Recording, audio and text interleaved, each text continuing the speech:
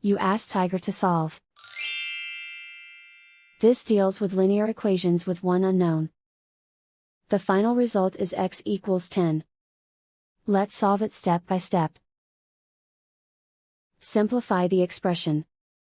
Expand the parentheses. Simplify the arithmetic. Group all constants on the right side of the equation. Add 6 to both sides.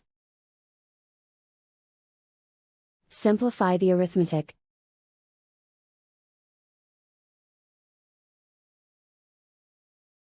Isolate the x.